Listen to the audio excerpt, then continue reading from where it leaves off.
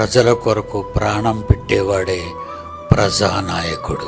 నాయకుడు మీకు సేవ చెయ్యాలి, మీకు అన్నం పెట్టాలి, మీకు ఇళ్ళు ఇవ్వాలి, మీ పిల్లల చదువుకు డబ్బు ఇవ్వాలి. క్రైస్తవుడు కదండి జగన్. ఎలాగైనా జగను క్రైస్తవుడు.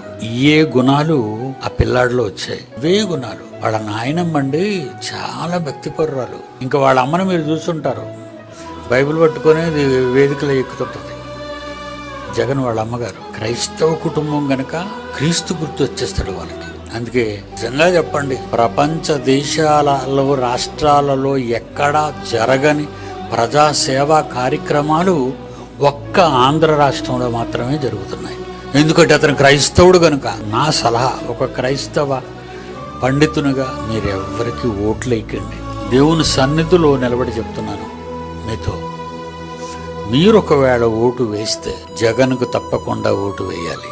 చాలా మేలు చేస్తున్నాడు కదండి.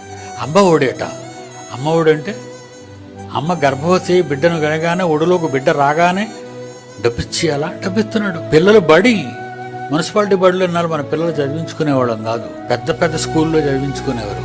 ఇప్పుడు పిల్లలకి పాలు, గుడ్డు, పలకలు, పుస్తకాలు, బట్టలు, భోజనాలు ఇంగ్లీష్ మీడియం చేశాడు. ఉన్నమాట అండి, చేసినవి మనం చెప్పక తప్పదు. ఈ చెయ్యలేని వాడికి చెయ్యలేదు అని చెప్తున్నాం, చేసి ఆయన్ని చేశాడు అని చెప్తాం. చేస్తున్నాడు.